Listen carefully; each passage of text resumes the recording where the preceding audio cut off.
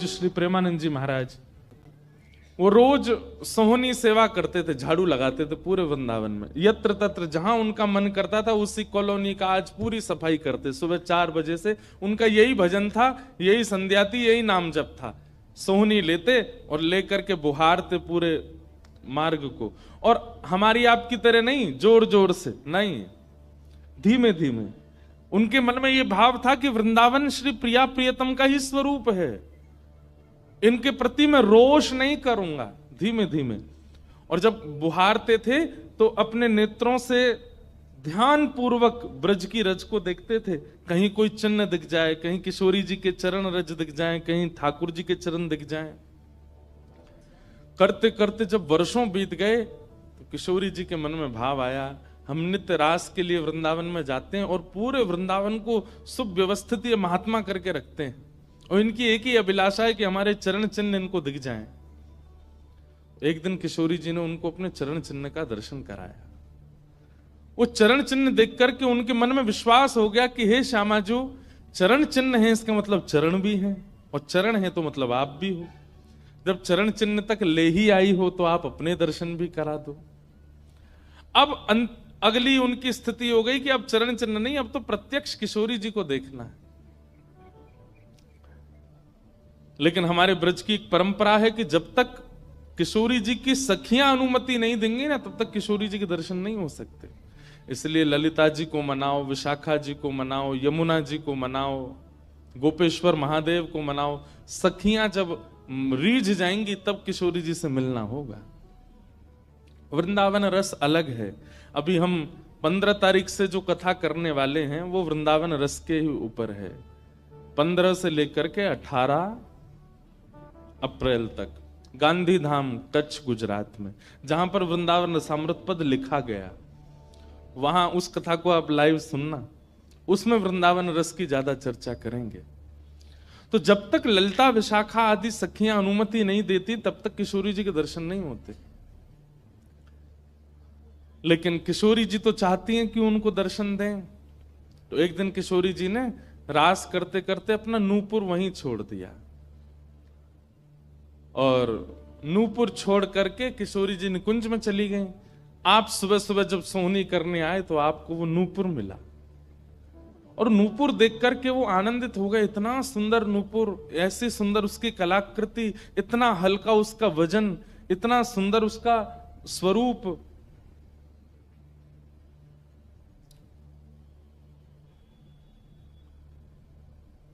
आपके मन में भाव आया कि कोई बड़े घर की लाली होगी, उसका रह गया होगा, मैं रख लेता हूं, कभी कोई मिलेगा मांगने आएगा कि भाई हमारा नूपुर दो तो मैं दे दूंगा। आपने वो नूपुर अपने पास रख लिया। नूपुर से दर्शन किशोरी जी ने कईयों को कराए। इसलिए वृंदावन में जब चला कीजिए ना, बहुत ध्यान पूर्वक देखते हुए पृथ्वी को चला कीजिए, क्या पता क्या मिल जाए।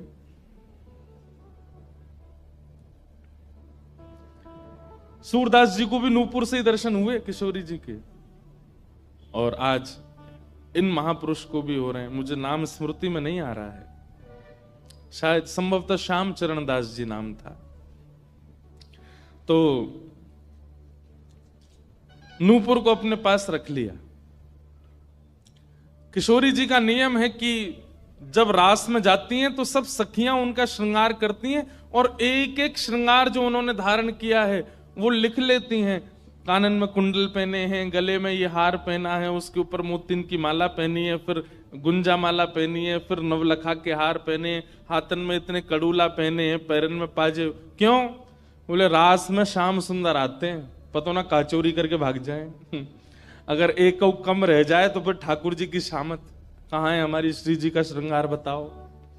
इसलिए सब सखियां जो हैं किशोरी जी के सिर से लेकर नख तक एक एक श्रृंगार को लिख लेती हैं पहले, रास में भेजने से पहले।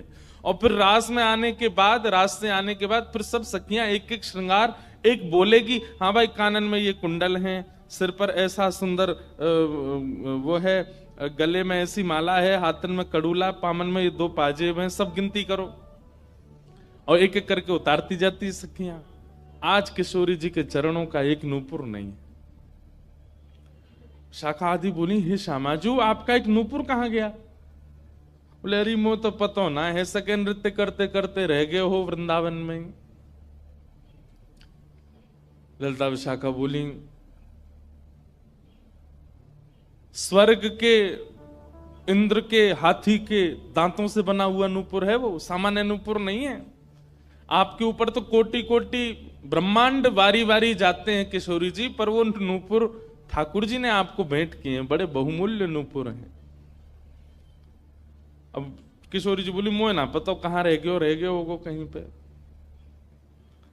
किशोरी जी तो मन बना चुकी है ना, दर्शन देना है उनको। तो ललिता विशाखा ने विचार किया कि हम ही जाती हैं, ढूंढ के आती हैं निकुंज में, कहां है वृंदावन में। बोले अपने रूप में तो नहीं जाएंगी, तो एक वृद्धा का रूप धारण किया, एक वृद्ध मैया का रूप धारण करके ललिता विशाखा गई और वृंदावन में ढूंढने लगी नूपुर कहां है। तभी ढूंढते ढूंढते वो महाराज जी सोहनी कर रहे थे, उनके सामने पहुंची। अरे बाबा हमारी लाली आई सवेरे सवेरे यहां पे, और बाके पाम को एक नूपुर रह गयो, तेने देखो। बाबा बोले तुम कौन हो रही? बोले हम पास के गांव की रहवारी, हमारी बहू है वो, और या की लाली है वो, जाको नूपुर रह गयो है। बाबा बोले मैं कैसे पहचान जाऊं कि तुम्हारी ही लाली का नूपुर है? भाई मनचले लोग हैं, बहुमूल्य वस्तु किसी पे देखते हैं तो सब अपना अपना बताते हैं। रोड में अगर 100 रुपया गिर जाए और 50 लोग वहां से निकल रहे हों, कि कोई पूछे भैया 100 रुपया किसका, सब अपनी जेब चेक करते, भले ही कुछ लेके नहीं थे, भले ही जेब में कुछ नहीं था, फिर भी देखते लग तो मेरा ही रहा थे, मेरे जेब में 100 रुपए तो थे। सब अपना बताते हैं बहुमूल्य वस्तु को। तो मैं कैसे मानूं कि तुम्हारा नूपुर है? अरे बाबा हम कह रहे हैं तुम थे। बोले कहवे को अभी मैंने तो नूपुर, मैं तो असमंजस में पड़ जाऊंगा कि मैंने गलत आदमी दे दियो। बाबा फिर कैसे मानेगो? बोले एक नूपुर मेरे पास है, एक नूपुर तुम्हारी बहू ने ही पहन रखो होगो, वाकू ले आओ और यहां लाकर के मुझे पहले नूपुर की पहचान करा तो मैं दूसरा दे दूंगा। ललिता विशाखा बोली बड़ो चतुर बाबा है, श्री जी को बुला रहा है। अरे बाबा तो शर्म ना आवे, ऐसी घर की बहू बेटी ने हम तेरे पास लेके आवेंगे? बाबा बोले तो फिर चले जाओ, तुम पे भैया खूब धन धान्य, दूसरा नूपुर बनवा लियो, जो मुंह पे ही रहने दो। ललिता विशाखा बड़ी चिंता में लौट करके आई तो किशोरी जी बोली क्या बात है, आप इतनी चिंतित क्यों? बोले एक बाबा है, बाने आपको नूपुर धल लियो, यूं कह रहा है कि पहले जिनके पास एक नूपुर है उनको लेके आओ, तब दूसरा दूंगा। तो श्री जी बोली इसमें क्या देर है, फिर ले चलो, चलते हैं ना।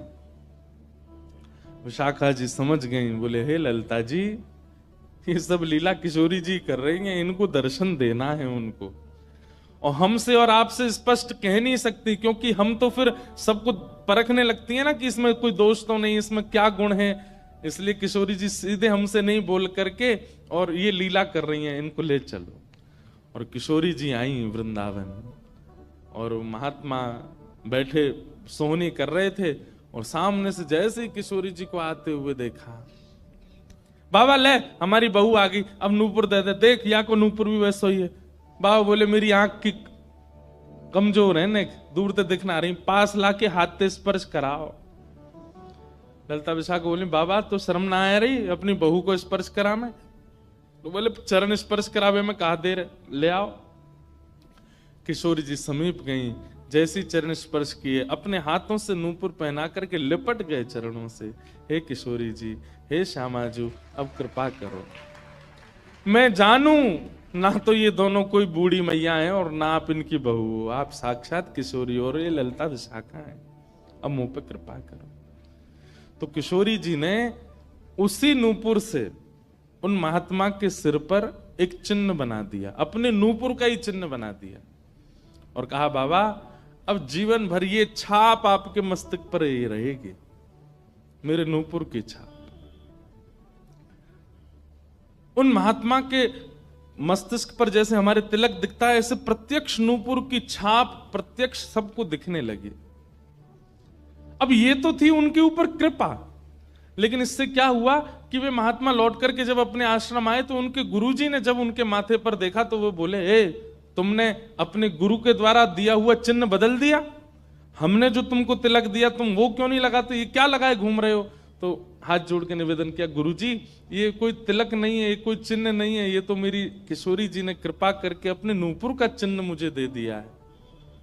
तो गुरुदेव बोले, हाँ तू बहुत बड़ा भक्त है ना, किशोरी जी आकर के तुझको चिन्ह देंगी। कोई माने नहीं, सब बोले जाओ इसको मिटा के आओ, और जो मैंने तुमको चिन्ह दिया है वो लगाओ। अब पहले तो उनके हाथ कांपे कि मैं इसको कैसे मिटाऊं, लेकिन गुरु आज्ञा से ऊपर कोई नहीं। देखो ये गुरु निष्ठा होती है। किशोरी जी ने भले ही चिन्ह दिया, लेकिन गुरु आज्ञा है तो ठीक है। गए यमुना जल से, सुबह से शाम हो गई मिटाते मिटाते, लेकिन वो चिन्ह मिटा नहीं उनसे। शाम को लौट करके आश्रम आए तो गुरुजी बोले, मैंने तुझे सुबह टोका था ना ये चिन्ह मिटा के आ, और तू अभी भी नहीं मिटा रहा। बोले गुरुजी मैंने प्रयास तो बहुत कर लिया लेकिन ये मिट नहीं रहा है। तब भी उनके गुरुजी माने नहीं। अब तो महाराज ये होने लगा कि गुरुजी को इतना क्रोध आ गया कि ये इतना हट कर रहा है कि हमारे द्वारा दिया गया तिलक चिन्ह उसको अस्वीकार करके और ये मनमुखा चिन्ह लगाए घूम रहा है माथे पर। गुरुजी ने सब अपने परिकर के लोगों को बैठा करके पंचायत करी आश्रम में। बोले इसको निकालो, जब हम में श्रद्धा नहीं, हमारे स्वरूप में श्रद्धा नहीं, हमारे तिलक में श्रद्धा नहीं, तो क्यों रहता है यहाँ पे। वो रोते रोते बोले गुरुजी मैं सत्य बोल रहा हूं, ये किशोरी जी ने चिन्ह दिया है और मैं खूब प्रयास कर रहा हूं, नहीं तो आप प्रयास कर लीजिए, ये मिट नहीं रहा है। अच्छा अब हमसे चाहता है कि हम तेरे माथे को छू करके मिटाएं, नहीं माने। तब उन्होंने नेत्र बंद करके किशोरी जी का स्मरण किया, हे श्यामा जी मैं किसी को प्रमाणित ये नहीं करवाना चाहता कि आप मुझे मिली हो, पर मेरे गुरु के चित्त में मेरे प्रति अविश्वास आ रहा है, इसके लिए कोई आप लीला करो। तो भगवान के सखा श्री सुबल जी की ये आराधना करते थे। ये जो महापुरुष थे ये ठाकुर जी के सखा सुबल का चिंतन करते थे कि कभी मैं ठाकुर जी से मिलने का मन हो तो सुबल, जैसे भगवान के सखा है ना, तनसुका मनसुका धनसुका मधुमंगल श्रीदामा सुबल, तो ये सुबल का चिंतन करते थे कि सुबल कभी कृपा करेंगे तो मुझे ठाकुर जी से मिला देंगे। ऐसे सखियों का चिंतन करते हैं किशोरी जी के दर्शन करने वाले, और सखाओं का चिंतन करते हैं ठाकुर जी का दर्शन करने वाले। तो इस सुबल का चिंतन करते थे। तो किशोरी जी ने सुबल को बुलाया। सुबल आए, श्यामाजू आज्ञा करो। बोले आपको हमारा एक काम करना है। एक महात्मा पर हमने कृपा करके उसको अपने नूपुर का चिन्ह दिया है और उनके गुरुदेव को विश्वास नहीं हो रहा कि ये चिन्ह हमने दिया है, इसलिए वो आपकी आराधना करते हैं, आपको बहुत बचते हैं। आप जाकर के हमारी तरफ से ये प्रमाण दे दो कि हमने चिन्ह दिया, क्योंकि उस सभा में कई लोग ऐसे हैं जिनको मेरे दर्शन का अधिकार नहीं है और मैं तो जाना चाहती हूं पर ये ललिता विशाखा मुझे जाने नहीं देंगी, इसलिए आप जाकर के वहां प्रमाणित कर दो कि ये चिन्ह मैंने दिया है।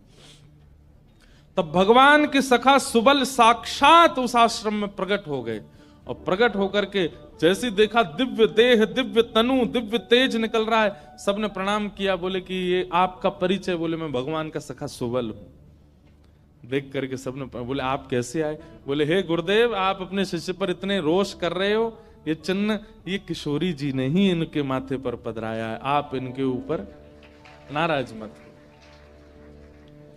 अब सुबल प्रमाणित करके चले गए। अब क्या हुआ, गुरु जी को आत्मग्लानि होने लगी। बोले मैं गुरु हूं और मेरे चेला को ठाकुर जी मिल गए, श्री जी मिल गई और मुझे विश्वास नहीं हुआ। तब गुरु जी ने अपने गुरुजनों को, अपने श्रेष्ठ जनों से जाकर के कहा कि मुझसे अपराध बना है। ठीक है, गुरु शिष्य के ऊपर क्रोध कर सकता है, उसका कोई दंड नहीं होता, पर किशोरी जी के द्वारा कृपा की गई, मैंने उस पर प्रश्न चिन्ह उठा दिया, इसका तो मुझे दंड मिलना चाहिए। तब सब रसिक जनों ने विचार किया। बोले इसका क्या दंड दें। तो बोले आप एक काम कीजिए, दंडोत्सव कीजिए। दंडोत्सव। बोले दंडोत्सव में क्या करना है। बोले आज तक जितनी तुम्हारे पास जमा पूंजी है सब संतों की, भक्तों की सेवा में लगा करके और आनंद से सुंदर भंडारा करो, सुंदर नाम संकीर्तन करो, सुंदर अपने घर पर एक उत्सव रखो और उसमें जितने महापुरुष आए सबको दंडवत प्रणाम करते करते सबसे क्षमा मांगो और फिर जब सब तुम्हारा धन संपत्ति अब तक जितनी कमाई वो सब संतों की सेवा में लग जाए, फिर उन संतों से कृपा प्रसादी मांगो कि आप सब मुझे क्षमा कर दो। इस प्रकार से दंडोत्सव करो। तो जिन्होंने ये भाव कहा है उनको ये दंडोत्सव करना है। दंडोत्सव मतलब अब पूरे जीवन की जमा पूंजी तो खर्च नहीं कर पाओगे, पर हां पिछले 3-4 साल में जो जमा कर रखा है प्रयास करो उससे। पंढरपुर में वारी जाती हैं, हमें भैया बता रहे थे अपने जो जिनके साथ हम घूम रहे थे कल, कि यहाँ वारी जाती है, यहीं से जाती है श्री पंडरीनाथ भगवान की वारी में इतने सारे वैष्णव जाते हैं, उनकी सेवा में लगा दो। वृंदावन जाके कुछ लगाया हो, पंढरपुर में लगा दो, गोवर्धन में लगा दो, और सुंदर अपने घर पर एक ठाकुर जी का उत्सव करके किसी श्रेष्ठ को वृंदावन से बुला करके उनका सुंदर संकीर्तन करवाओ, कथा करवाओ, 2-3 दिन का ही कोई उत्सव रखो। इस प्रकार से अपनी वो जमा पूंजी संत वैष्णवों की सेवा में खर्च करके भंडारा करा के जितनों से मिलो सबसे क्षमा मांगो। वारी निकलती है आषाढ़ी एकादशी पर, इतने सारे वैष्णव जाते हैं पंढरपुर दर्शन करने, मार्ग पे खड़े होकर सबको शरबत पिलाओ और जो जो शरबत पिए उससे क्षमा मांगो, मुझे क्षमा कर दो, मुझसे अपराध बना है, मैंने कंठी पहनने के बाद भी मांस का सेवन किया, मैंने मद्य का सेवन किया, मैंने ऐसा किया, ये क्षमा मांगो।